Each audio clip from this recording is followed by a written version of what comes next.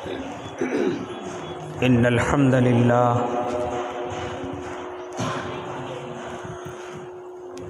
لله رب العالمين والعاقبة للمتقين والصلاة والسلام على سيد الأنبياء والمرسلين وعلى آله وأصحابه وأزواجه وذرياته أجمعين أما بعد فأعوذ بالله من الشيطان الرجيم بسم الله الرحمن الرحيم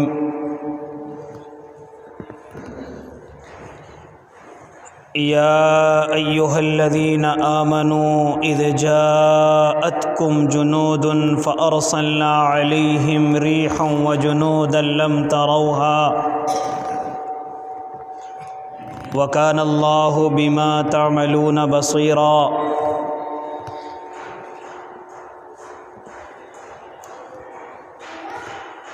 وقال النبي صلى الله عليه وسلم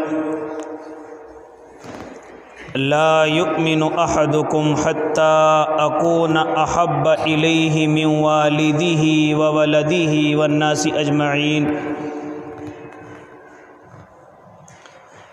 صدق الله العظيم وصدق رسوله النبي الكريم ونحن على ذلك من الشاهدين والشاكرين والحمد لله رب العالمين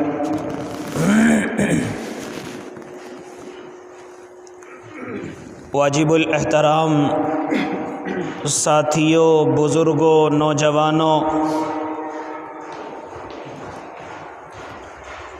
اور بڑے دنوں کے بعد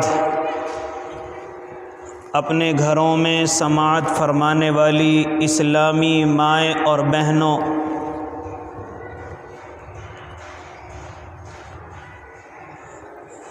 جنہوں نے گزشتہ جمعے ہمارے یہاں ادا نہیں کیے ہیں، ان کے لیے میں مختصراً ایک گفتگو کرتا چلوں۔ دراصل ہمارے یہاں سیرت طیبہ کم علم کے مطابق بیان کی جا رہی ہے۔ یہ بات میں اور آپ بخوبی جانتے ہیں، نہ آج تک کوئی قلم سے لکھنے والا سیرت کا حق ادا کر سکا ہے اور نہ زبان سے بولنے والا کما حق ہو اس کو سامنے لا سکا ہے۔ کوششیں سب نے کی ہیں کہ اپنی عوام کو، اپنے سے متعلقین کو سیرت کے جز پہنچا دیے جائیں۔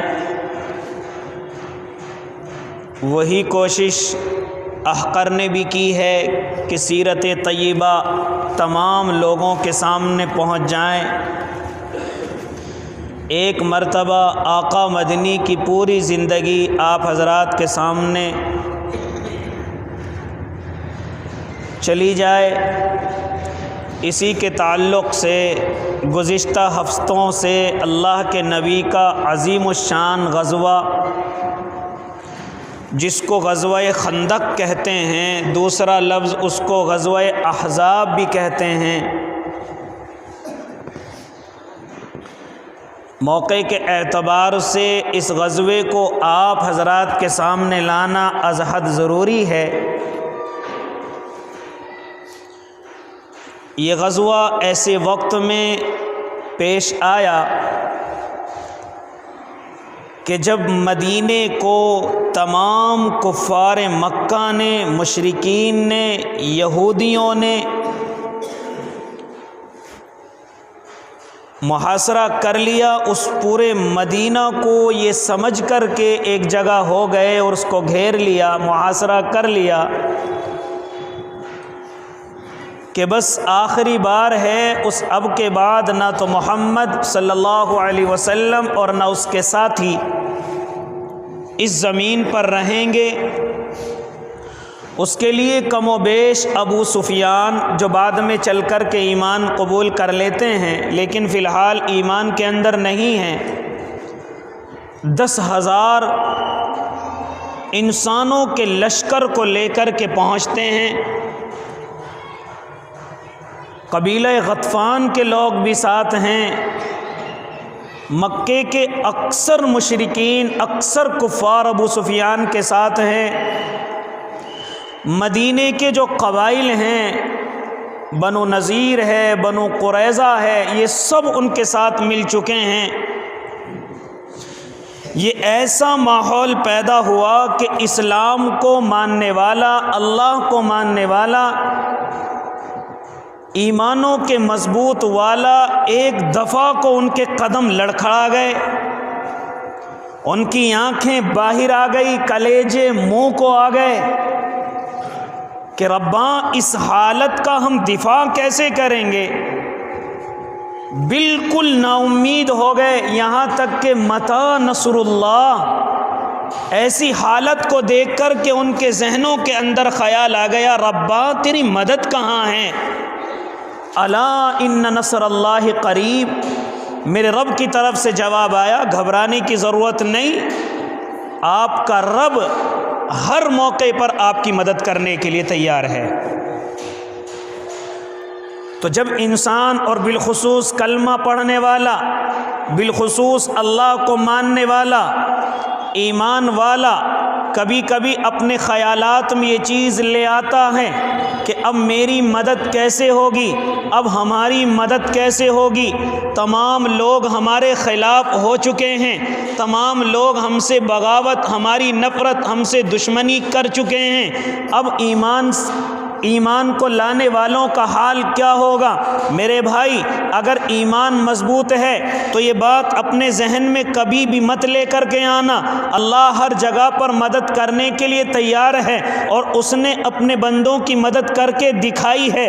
اس نے انبیاء کے ساتھ ساتھ جو اللہ کو ماننے والے لوگ ہیں ان کی بھی اس نے مدد کر کے دکھائی ہے۔ اگر حضرت موسیٰ فرعون سے نجات پا گئے، اگر نمرود سے نجات پا گئے، اسی طریقے سے حضرت ابراہیم نمرود سے نجات پا گئے، حضرت اسماعیل چھری سے نجات پا گئے، حضرت ابراہیم آگ سے نجات پا گئے۔ حالانکہ یہ حالتیں ایسی ہیں کہ دیکھنے والا یہ سمجھتا تھا کہ اب بچاؤ کی کوئی صورت نہیں ہے، لیکن میرے اللہ نے بچا کر کے دکھایا ہے، میرے اللہ نے مدد کر کے دکھائی ہے۔ اسی طریقے سے ایک وقت میرے اور آپ کے آقا محمد عربی صلی اللہ علیہ وسلم پر ایسا آیا، سردیوں کی راتیں ہیں، بالکل بے فکر مدینہ کے اندر زندگی گزار رہے ہیں، لیکن ایسے وقت میں ایک 10,000 کا قافلہ آتا ہے۔ مدینے میں صحابہ کی تعداد صرف 3,000 ہے، اس میں سے بھی منافقین کٹ کر کے چلے جاتے ہیں اور اللہ کے نبی کو دھوکہ دے کر کے چلے جاتے ہیں۔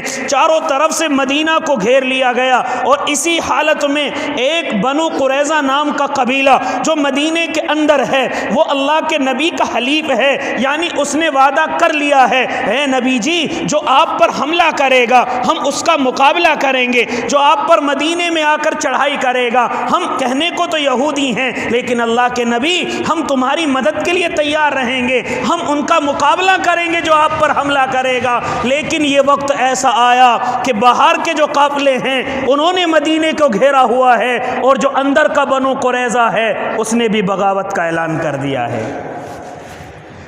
اس نے بھی کیا اعلان کر دیا؟ نبی جی اب ہم آپ کے ساتھ نہیں ہیں۔ کیسی حالت ہوگی اگر ہم دشمن کے لیے اپنی مسجد کا دروازہ بند کر لیں، باہر کے دشمن سے بچاؤ کے لیے اپنی مسجد کے گیٹ لگا لیں اور سوچیں کہ اب ہمیں کوئی خطرہ نہیں، اندر 10-20 آدمی ہیں، انہی میں سے اگر 10 آدمی دھوکہ دے دیں تو بتاؤ کیا حالت ہوگی۔ بتاؤ کیا حالت ہوگی؟ دشمن گیٹ پہ باہر بھی موجود ہے، دشمن اندر بھی موجود ہے۔ ایسی حالت میں نا امیدی نہیں آئے گی تو کیا آئے گا؟ ایسی حالت میں لوگ اپنی موت کے بارے میں نہیں سوچیں گے تو اور کیا سوچیں گے؟ میرے بھائی، اس طرح کی حالت مدینہ المنورہ میں یہ جب غزوہ پیش آیا ہے، ایسی کچھ حالت اللہ کے نبی اور ان کے ساتھیوں کی ہو چکی ہے۔ ہاں، پھر مشورہ آیا کہ خندق کھودی جائے۔ آپ پچھلے بیان میں ان کو سن سکتے ہیں۔ خندق کھودی گئی، صحابہ نے خندق کھودی ہیں، خالی صحابہ نے نہیں بلکہ اللہ کے نبی نے ساتھ مل کر کے کھدوائی ہے۔ یہ اللہ کے نبی کا عمل، یہ صحابہ کا عمل، حضرت سلمان فارسی کی یہ رائے اتنی مقبول ہوئی کہ اللہ رب العزت کی طرف سے مددیں بھی اتر کر کے آئی ہیں، فرشتوں کی جماعت اتر کر کے آئی ہے۔ یہاں تک کہ اس میں مقابلہ تو نہیں ہوا، اس میں جو مقابلہ ہوا 2 یا 4 کافروں سے مقابلہ ہوا۔ حضرت علی نے ان کا مقابلہ کیا ہے یا اور صحابی نے ان کا مقابلہ کیا ہے۔ ایسی حالت ہو گئی کہ سب تڑپ گئے، ترس گئے، ربا تیری مدد کہاں ہے؟ میرے رب نے پھر فرشتوں کی جماعت کو اتارا، میرے رب نے ان کی مدد فرمائی۔ پھر اس کے بعد اللہ کے نبی کے لیے اللہ نے پھر ٹھنڈی ہوائیں چلائی ہیں، چونکہ سردیوں کی ہوا ہے، ایسی ہوا چلائی کہ ابو سفیان کہتا ہے کہ ہمارے جو کھانے کے برتن تھے وہ بھی چولہوں سے نیچے گر گئے۔ ہاں، پھر ہماری حالت اکھڑ گئی، ہمارے جو کھانے کے سامان ختم ہو گئے، یہاں تک کہ یہودیوں نے ہمارا ساتھ چھوڑ دیا۔ حضرت حذیفہ ابن الیمان کو اللہ کے نبی نے جاسوسی کرنے کے لیے بھیجا کہ جاؤ جا کر کے معلوم کرو، لیکن کوئی اگلی بات مت کر دینا، کوئی اپنی طرف سے کام مت کر دینا۔ حضرت حذیفہ کہتے ہیں میں چھپ چھپا کر کے، کیونکہ ٹھنڈی ہوائیں چل رہی ہیں، کسی کو اپنے علاوہ دوسرے کی پرواہ نہیں ہے، میں جا کر کے چھپ گیا۔ ابو سفیان کی بات سنی، ابو سفیان اپنے لوگوں سے کہتا ہے سواری کی تیاری کرو اور یہاں سے روانہ ہو جاؤ، کیونکہ کھانے بالکل ختم ہو چکے ہیں، ہم محمد اور ان کے ساتھیوں کا مقابلہ نہیں کر سکتے۔ میرے اللہ نے مدد فرمائی۔ ابو سفیان اپنے اونٹ پر سوار ہو کر کے جا رہا ہے۔ حضرت حذیفہ فرماتے کہ دل چاہا کہ اس کو تیر کا نشانہ بنا لوں، لیکن پھر دل میں خیال آیا آقا نے منع کیا تھا کوئی نئی بات نہ کر دینا۔ حالات تو نازک تھے، یہ تو اللہ کی مدد تو تھی جو اللہ نے مدد فرمائی اپنے نبی کی اور ان کے صحابہ کی۔ کل ملا کر کے ابو سفیان اپنے قافلے کو لے کر کے واپس ہوا، اور یہ واپس ہونا پھر ایسا رعب ان کے دلوں میں پڑا کہ پھر دوبارہ اس طرح کے مقابلے کے لیے کبھی کفار مکہ میرے آقا کے سامنے نہیں آئے۔ میرے بھائی، یہ تو مکمل فتح ہو گئی۔ ابو سفیان اپنے قافلے کو لے کر کے واپس چلا۔ اللہ کے نبی بھی اپنے ساتھیوں کو اکٹھا کرتے ہیں، اپنے ساتھیوں کو ایک جگہ جمع کرتے ہیں تاکہ ان سے فتح کی گفتگو ہو جائے۔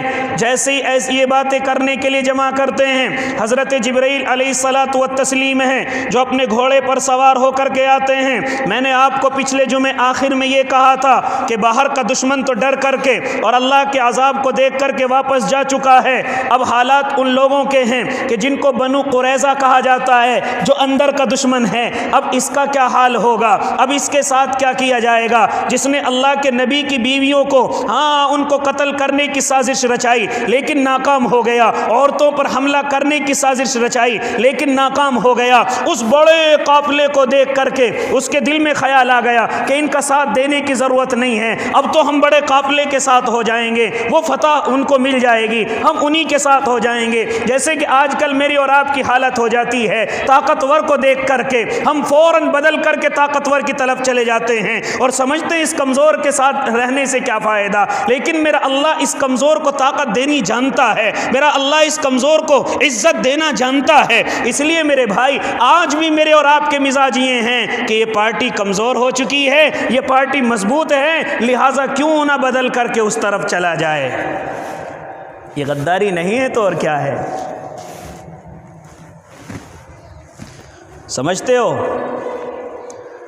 اس لیے میرے بھائی، بنو قریظہ کے ذہن میں بھی چونکہ یہودی قبیلہ ہے، یہی خیال آیا کہ وہ 10,000 یہ 3,000 ان میں سے منافق بھی جا چکے ہیں، مٹھی بھر ہے، ان کا ساتھ دے کر کے ہمیں اپنے گھر تھوڑی خراب کروانے ہیں، ہمیں اپنی جان کے سودے تھوڑی کرنے ہیں۔ لیکن میرے بھائی مجھے اور آپ کو ہمیشہ خیال کرنا چاہیے، وَقُلْ جَاءَ الْحَقُّ وَزَهَقَ الْبَاطِلُ إِنَّ الْبَاطِلَ كَانَ زَهُوقًا۔ حق اگر آئے گا تو باطل کو جانا پڑے گا، اور باطل تو جانے کی ہی چیز ہے۔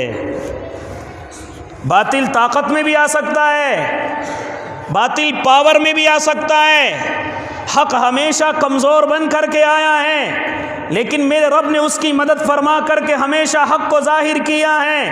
اس لیے کبھی طاقتور کی طرف جا کر کے حق بات کہنا نہ چھوڑ دینا، حق کو نہ چھوڑ دینا، ورنہ یاد رکھنا دنیا کے اندر بھی ذلیل ہوں گے اور آخرت کے میدانوں کے اندر بھی ذلیل ہوں گے۔ ہمیشہ حق کو اللہ نے دنیا کے سامنے کمزور کر کے دکھایا ہے، لیکن جب حق اور باطل کا کمزور اور طاقت کا مقابلہ ہوا ہے تو ہمیشہ اللہ نے حق کو طاقت دی ہے، ہمیشہ اللہ نے حق کو رونما کر کے دنیا والوں کو دکھایا ہے، ہمیشہ حق دیکھنے میں کمزور نظر آیا ہے، ورنہ فرعون بڑی طاقت میں تھا اور موسیٰ کے پاس کوئی قافلہ اور کوئی ساتھی اتنے مضبوط نہیں تھے، اسی لیے حضرت ابراہیم بھی کمزور تھے اور نمرود بڑی طاقت کے اندر تھا، لیکن میرے رب نے جب حق اور باطل کا مقابلہ کرایا ہے تو ہمیشہ حق کو اوپر رکھا ہے اور باطل کو اس دنیا میں ذلیل ہونا پڑا ہے۔ اس لیے میرے بھائی بنو قریظہ کے ذہن میں بھی یہی خیال آیا، ارے یہ تو مٹھی بھر ہیں محمد کے ساتھی، قافلہ طاقتور زبردست ہتھیاروں سے لیس اور بڑے بڑے جنگی گھوڑے، بڑے بڑے اونٹ تو ان کے پاس ہیں، لہٰذا اب محمد سے معاہدہ توڑ دیا جائے۔ اللہ کے نبی جب ابو سفیان چلا گیا تو بیٹھے ہوئے ہیں، حضرت جبرائیل اپنے گھوڑے پر نظر آتے ہیں، حضرت جبرائیل اللہ کے نبی سے آ کر کے معلوم کرتے ہیں، اے محمد عربی، اے ہمارے آقا کیا ارادہ ہے؟ فرمایا جبرائیل تمہارا کیا ارادہ ہے؟ کہا ہاں ابھی تو بنو قریظہ کا حساب کرنا باقی ہے۔ چنانچہ اللہ کے نبی صلی اللہ علیہ وسلم فرماتے ہیں، اے جبرائیل میرے ساتھی تو تھکے ہوئے ہیں، اے جبرائیل میرے ساتھی اتنے کمزور ہیں، تھکے ہوئے ہیں، کئی دن انہوں نے خندق کھودی ہے، کئی دن انہوں نے مقابلے کے لیے تیار رہے ہیں، کئی دن انہوں نے تیروں سے اپنے آپ کو بچایا ہے، کئی دن انہوں نے اپنے آپ کو پتھروں سے بچایا ہے، اے جبرائیل میرے ساتھی اپنے ہتھیار اتار کر کے ہاں وہ تو آرام کے لیے جا چکے ہیں۔ حضرت جبرائیل فرماتے یا نبی اللہ آپ کے ساتھیوں نے ہتھیار کیوں اتار دیے؟ حالانکہ جو فرشتے آپ کی مدد کے لیے آئے تھے انہوں نے ابھی اپنے اسلحہ اتار کر کے نہیں رکھے، ابھی انہوں نے اپنے ہتھیار اتار کر کے نہیں رکھے، اے اللہ کے نبی آپ کے ساتھیوں نے کیوں اتار دیے؟ چنانچہ اللہ کے نبی فرمانے لگے اے جبرائیل پھر کرنا کیا ہے؟ تو میرے آقا سے حضرت جبرائیل فرماتے ہیں اللہ کی طرف سے حکم ہے کہ آپ بنو قریظہ کی طرف چلو، آپ بنو قریظہ کی طرف چلو، ابھی ان کی غداری کا حساب باقی ہے، ابھی انہوں نے جو گھر میں رہ کر کے غداری کی ہے ان کا حساب ابھی باقی ہے، انہوں نے جو ابھی امہات المؤمنین پر نظریں اٹھائی ہیں ابھی ان سے حساب باقی ہے، انہوں نے جو عورتوں پر حملہ کرنے کی کوشش کی ہاں ابھی ان سے حساب باقی ہے، انہوں نے وعدہ کر کے جو دھوکہ دیا ہے ابھی ان سے حساب باقی ہے۔ اللہ کے نبی اپنے ساتھیوں سے فرما دیجئے کہ جو ہتھیار اتار چکے ہیں دوبارہ اپنی ذراع کو پہن لیا جائے، دوبارہ گھوڑوں پر تیار ہو کر کے، ابھی بنو قریظہ سے حساب باقی ہے۔ ادھر جب بنو قریظہ نے دیکھا کہ ابو سفیان اپنے ساتھیوں سمیت بھاگ گیا ہے، جا چکا ہے، شکست اس نے تسلیم کر لی ہے، ادھر بنو قریظہ بھی گھبرائے کہ یہ کیا ہو گیا۔ اللہ کی مدد کو دیکھ کر کے ان کے آنکھوں کے اندر یہ شرم کی گفتگو آ رہی تھی کہ آخر یہ ہو کیسے گیا، اتنی بڑی طاقتور مٹھی بھروں کے سامنے سے کیسے بھاگ کر کے چلی گئی۔ چنانچہ لیکن انہیں تسلیم کرنا تھا، جب ابو سفیان جا چکا اور جن کے اوپر وہ اترا رہے تھے وہی بھاگ چکے، چنانچہ بنو قریظہ نے مشورہ کیا کیوں نہ اپنے قلعوں میں گھس کر کے دروازے لگا لیے جائیں۔ ادھر بنو قریظہ اپنے قلعوں کے اندر گھس گئے اور گھس کر کے موٹے دروازے ہیں ان کو بند کر لیا گیا۔ ان کا سردار حی ابن اخطب ہے، ہاں اسد بن کعب ہے، یہ ان کے سردار ہیں۔ چنانچہ حی ابن اخطب تمام خیبر والوں تمام بنو قریظہ اکٹھا کر کے ان کے سامنے 3 سوال رکھتا ہے کہ یا تو ان 3 سوالوں کو مان لیا جائے، محمد اور اس کے ساتھی ہمارے قلعے پر آ چکے ہیں، ادھر سے جیسے ہی میرے اور آپ کے آقا حضرت علی کو جھنڈا دیا گیا، اے علی جاؤ اس جھنڈے کو لے کر کے آگے چلو اور عصر کی نماز مغرب کی نماز تمہیں بنو قریظہ کے اندر ہی پڑھنی ہے، یہ الگ مسئلے کی گفتگو ہے، اس طرف میں گفتگو نہیں چاہتا، چونکہ کچھ صحابہ نے عصر کی مغرب کی نماز راستے میں پڑھی ہے، کچھ نے بنو قریظہ میں جا کر کے پڑھی ہے، یہ اجتہاد کا مسئلہ ہے، انشاءاللہ بعد میں آئے گا۔ چنانچہ حضرت علی اور ان کے ساتھی خیبر کی طرف بنو قریظہ کی طرف چلے ہیں، اور چلنے کے بعد جیسے وہ ان کے قریب پہنچے انہوں نے قلعوں کے اوپر سے کھڑے ہو کر کے میرے اور آپ کے آقا کو گالیاں دینی شروع کر دی۔ ارے یہ آ رہے ہیں محمد کے ساتھی، یہ آ رہے ہیں، اور نعوذ باللہ میرے اور آپ کے آقا کو گالیاں دینی شروع کی ہیں۔ ادھر میرے آقا بھی اپنے ساتھیوں کو لے کر کے اس پورے قلعے کو گھیر لیتے جس میں بنو قریظہ موجود ہیں۔ 24-25 دن یہ محاصرہ رہا، میرے آقا اور ان کے صحابہ نے اس کو گھیر کر کے رکھا۔ ان کی طرف سے پہلے تو گالیوں کی بوچھاریں رہیں، بغاوت پر کوئی شرمندگی نہ رہی، غداری پر کوئی شرمندگی نہ رہی۔ حی ابن اخطب تمام بنو قریظہ کے لوگوں کو اکٹھا کر کے جمع کر کے کہتا ہے میری 3 باتوں کو مان لو، اگر تمہیں کچھ فائدہ رہنا ہے، فائدے میں رہنا ہے۔ اس نے 3 باتیں رکھی۔ پہلی بات تو یہ کہ ہم تمام مل کر کے اللہ کے نبی کی دعوت کو قبول کر لیں اور اسلام لا کر کے ان کے ساتھ ہو جائیں۔ بنو قریظہ نے اس کو تسلیم نہ کیا، منع کر دیا۔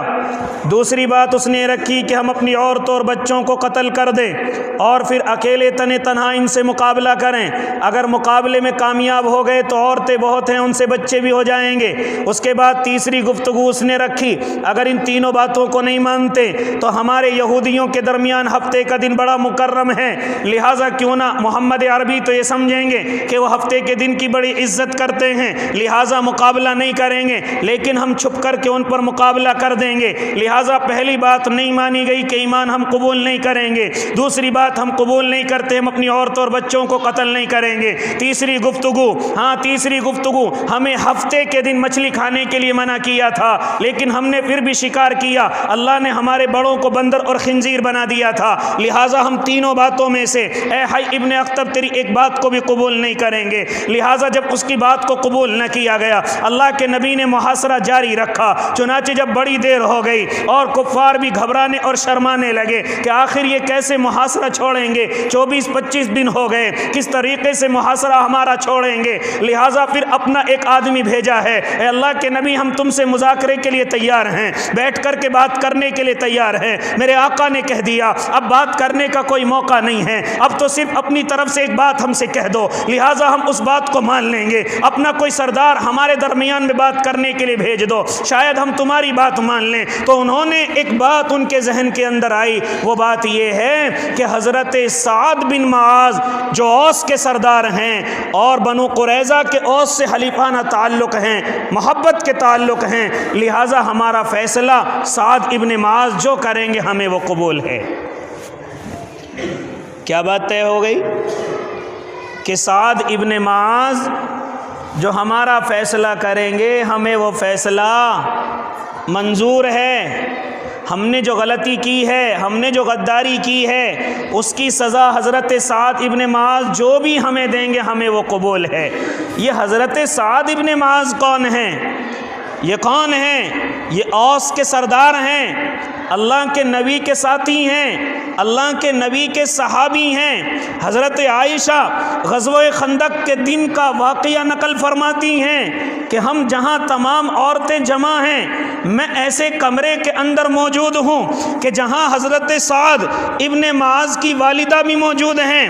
میں کمرے سے نکل کر کے آئی، میں نے دیکھا کہ سعد ابن معاذ اپنے ہاتھ میں تلوار لے کر کے، اپنے ہاتھ میں ڈھال لے کر کے آگے کی طرف بڑھ کر کے جا رہے ہیں اور یہ شعر ارشاد فرما رہے ہیں او جانے والے لشکروں تمہارا ایک ساتھی رہ گیا ہے، اگر وقت آ گیا تو اب موت سے کیا ڈرنا۔ یہ لفظ کہہ کر کے حضرت سعد ابن معاذ آگے کی طرف بڑھ رہے ہیں۔ چنانچہ حضرت عائشہ فرماتی ہیں میں نے ان کے بدن پر زرہ دیکھی، میں نے ان کے بدن پر بلٹ پروف جیکٹ دیکھی، آج کی زبان میں اس کو بلٹ پروف جیکٹ کہا جاتا ہے جو وار کو روک لیا کرتی ہے۔ حضرت عائشہ فرماتی ہیں کہ میں نے حضرت سعد سعد ابن معاذ کے بدن پر جب وہ زرہ دیکھی تو ان کے ہاتھ کھلے ہوئے ہیں۔ میں ان کی والدہ سے کہنے لگی اے والدہ اگر سعد پر پوری جیکٹ ایسی ہوتی کہ جس سے سارا وار روک لیتے تو کیا ہی اچھا رہتا۔ والدہ نہیں گھبرائی بلکہ حضرت سعد کو آواز دے کر کے کہتی ہیں اے سعد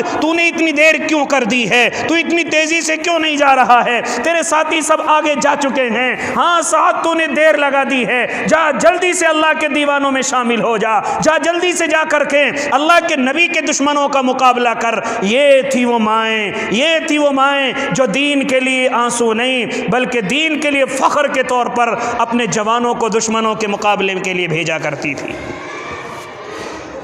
بازو کھلی ہوئی ہیں، حضرت سعد اللہ کے نبی کے صفوں میں جا کر کے کھڑے ہو جاتے ہیں۔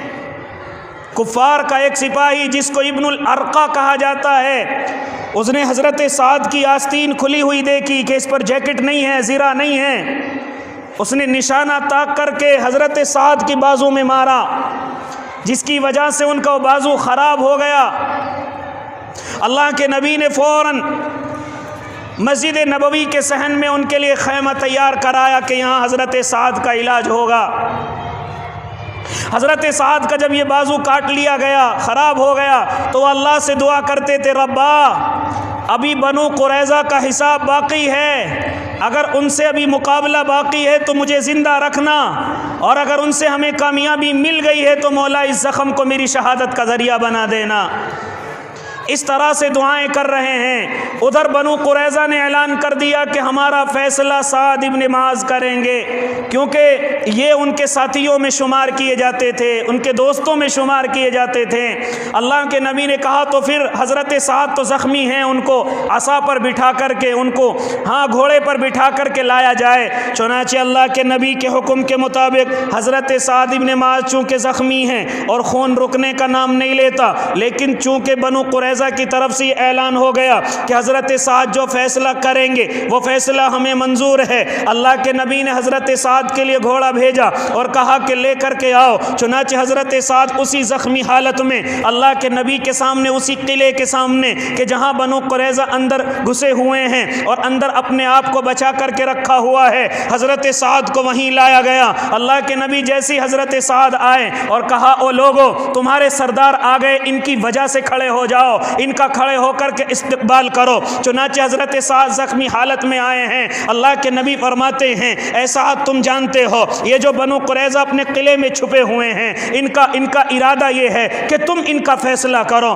چنانچہ حضرت سعد فرماتے ہیں چونکہ ابھی قرآن میں کوئی فیصلہ نہیں آیا، اللہ کی طرف سے اللہ کے نبی کے لیے کوئی وحی نہیں آئی، چنانچہ کوئی فیصلہ موجود ہی نہیں تھا، حضرت سعد کو اس کا پابند کیا گیا کہ آپ بنو قریظہ کا فیصلہ سنائیں گے۔ حضرت سعد کھڑے ہو گئے اور انہوں نے توریت کی کچھ آیتیں پڑھی، کیونکہ یہودی توریت کو مانتے ہیں۔ انہوں نے آیت پڑھی اے یہودیو تم جانتے ہو توریت میں کیا لکھا ہوا ہے؟ وہ لکھا ہوا ہے کہ جب تم اپنے دشمن کے قلعے پر پہنچو انہیں صلح کی دعوت دو، اگر وہ صلح نہ مانے تو ان سے قتال کرو، اور اگر وہ صلح نہ مانے اور پھر دروازے ان کے کھل جائیں تو ان کے نوجوانوں کو قتل کر دو اور ان کے بچے اور عورتوں کو غلام بنا لو۔ یہ فیصلہ قرآن کا نہیں، یہ فیصلہ انہی کی کتاب توریت کا تھا۔ حضرت سعد ابن معاذ نے اعلان کر دیا اللہ کے نبی یہ جو جتنے ان میں لڑنے والے نوجوان تھے ان کو تو قتل کر دیا جائے اور ان کی عورتوں اور ان بچوں کو غلام بنا لیا جائے۔ اللہ کے نبی نے فوراً اللہ کا شکریہ ادا کیا کہ یہ تو آسمانی فیصلہ حضرت سعد نے سنایا ہے، اور خود یہودیوں نے اقرار کیا کہ یہ فیصلہ تو ہماری توریت میں لکھا ہوا ہے۔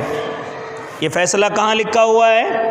ہماری توریت میں لکھا ہوا ہے۔ چنانچہ اللہ کے نبی صلی اللہ علیہ وسلم نے اس بات پر عمل کیا، جتنے جوانوں نے بغاوت کی اور مقابلے کے لیے آئے ان کی گردنیں اڑا دی گئی اور ان کے عورتوں اور بچوں اور بوڑھوں کو غلام بنا لیا گیا۔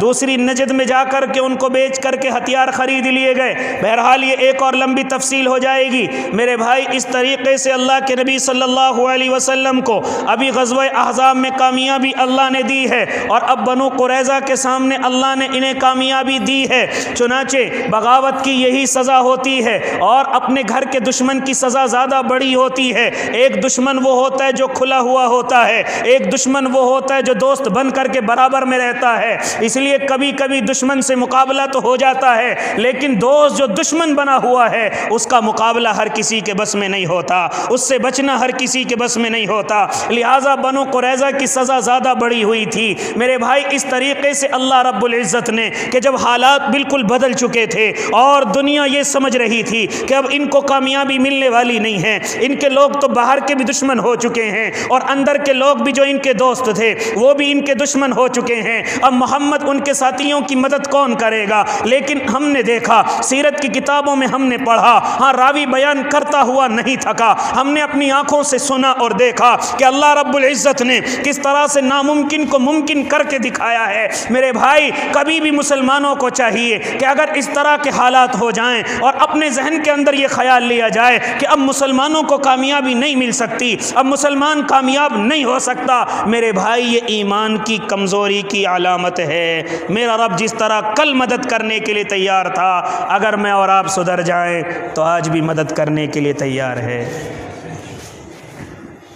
آج بھی میری اور آپ کی مدد کرنے کے لیے تیار ہے۔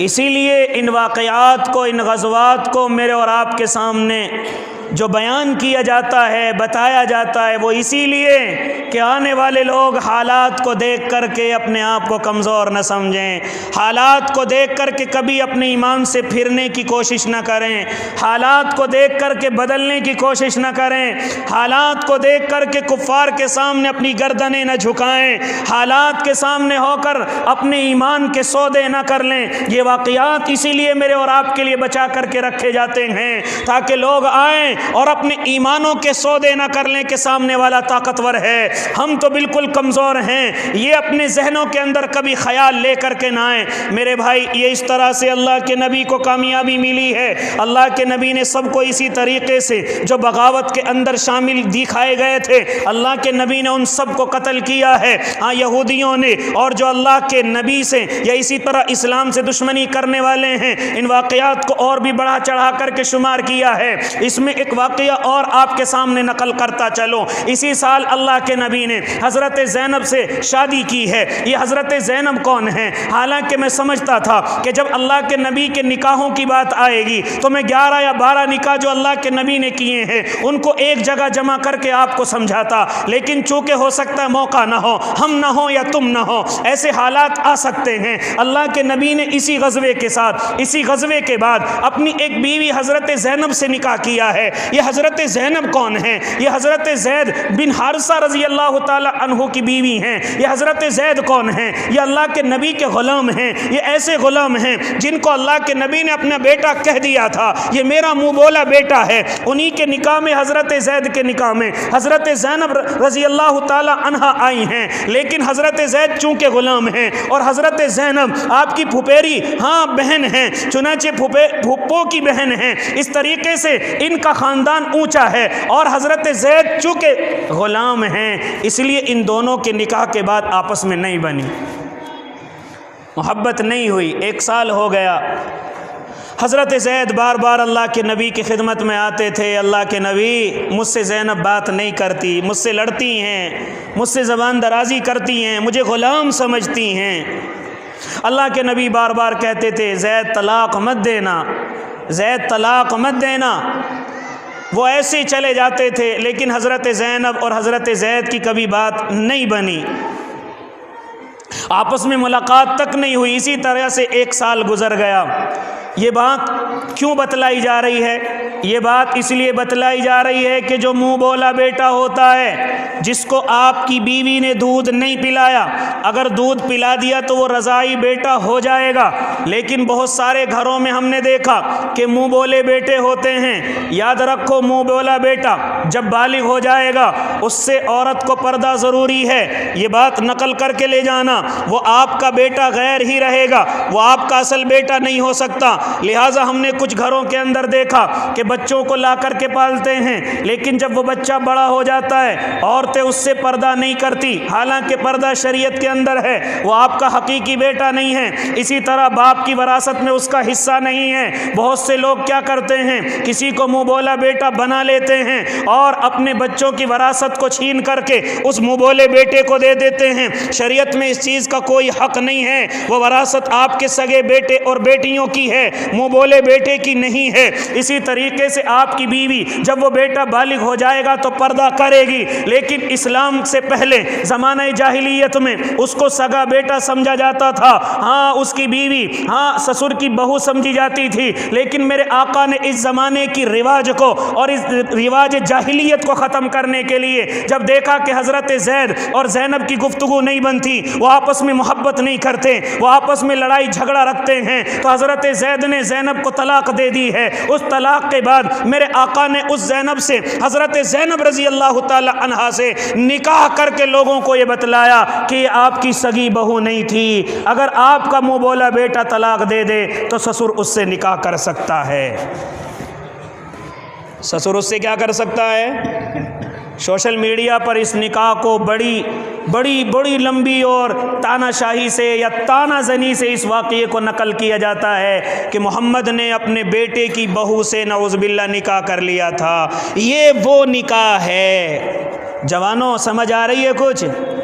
جوانوں گفتگو کو سمجھ رہے ہو؟ جو سوشل میڈیا کو دیکھ کر اپنے ایمان کے سودے کر لیتے ہو، وہ حضرت نبی علیہ السلام کے سگے بیٹے کی بہو نہیں تھی۔ میرے اور آپ کے آقا کے تو بیٹا کوئی نہیں تھا۔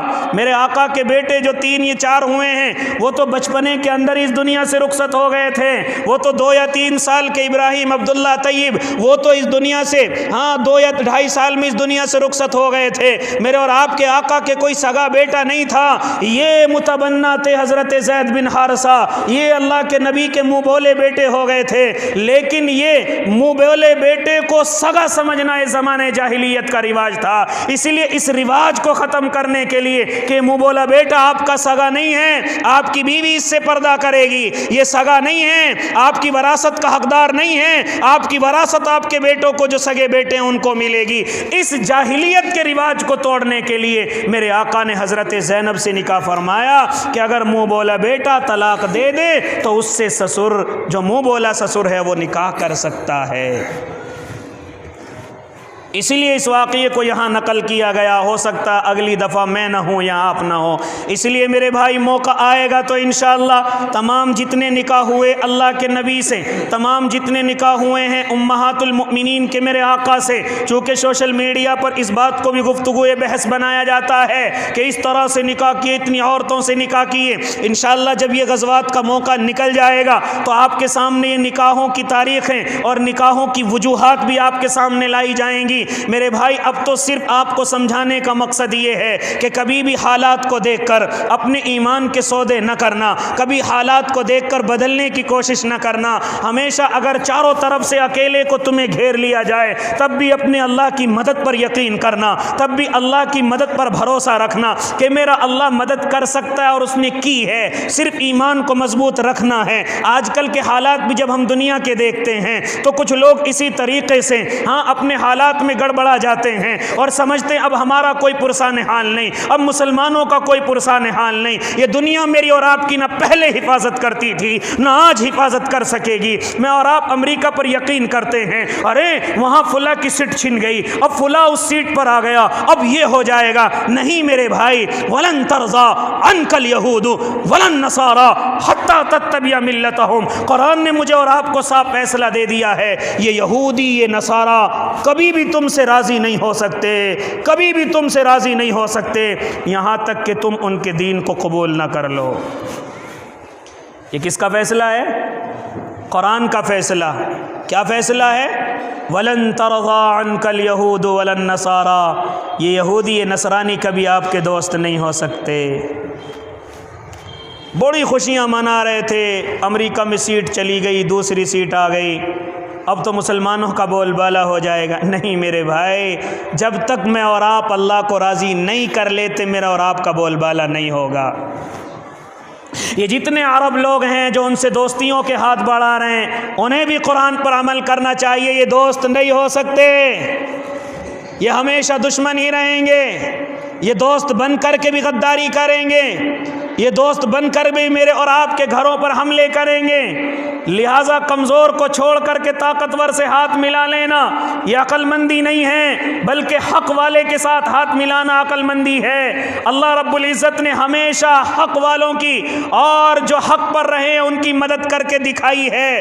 لہٰذا وہ لوگ بھی سن لیں جو طاقتوروں سے ہاتھ ملاتے ہیں اور کمزور ملکوں کو چھوڑ کر کے ایک طرف جا رہے ہیں، ان سے پلہ جھاڑ رہے ہیں، حالانکہ وہ ایمان والے ہیں، حالانکہ وہ اسلام والے ہیں، ان کو اکیلا چھوڑ کر کے دشمنوں کو طاقتور سمجھ کر کے ان سے ہاتھ ملا لیتے ہیں۔ لیکن میرا اللہ پھر بھی مدد کر کے دکھاتا ہے، جس طریقے سے اس نے ابھی آذربائیجان اور آرمینیا کے درمیان میں کہ جب عرب بالکل الگ ہو چکے ہیں اور کچھ لوگوں نے ان کی مدد کی ہے اور اللہ نے اس کو مدد کر کے اس کو فتح حاصل کر کے دکھائی ہے۔ میرے بھائی، اللہ ہمیشہ طاقت کی طرف نہیں رہا ہے، اللہ ہمیشہ حق کی طرف رہا ہے۔ حق اگرچہ کمزور بھی ہوگا لیکن کامیاب ہمیشہ حق ہی ہوگا، کامیاب ہمیشہ حق ہی ہوگا۔ اس لیے اگر میں اور آپ چاروں طرف سے گھیر لیے جائیں، اگر میں اور آپ چاروں طرف سے دشمنوں کے نرغے میں پھنس جائیں، تو رب کعبہ کی قسم ایک منٹ کے لیے بھی، ایک لمحے کے لیے بھی اپنے ذہن میں یہ نہ لانا کہ ہماری مدد نہیں کر سکتا۔ اگر دل کے اندر جھانک کر کے دیکھیں، اگر ہم حق پر ہیں تو اللہ ہماری مدد ضرور کرے گا۔ اگر ہم حق پر ہیں تو اللہ ہماری مدد کیا کرے گا؟ ضرور کرے گا۔ بات سمجھ آ رہی ہے؟ صاف صاف تو نہیں سمجھا سکتا، لیکن ہو سکتا ہے سمجھ میں آ رہی ہو۔ اللہ مجھے بھی اور آپ کو بھی سمجھنے کی، اور اللہ مجھے اور آپ کو حق کا ساتھ دینے کی، حق پر رہنے کی زندگی بھر اور مرتے دم توفیق دے۔ جنہوں نے سنت نہیں پڑھی سنتیں پڑھ لیں۔ وآخر دعواہم ان الحمدللہ۔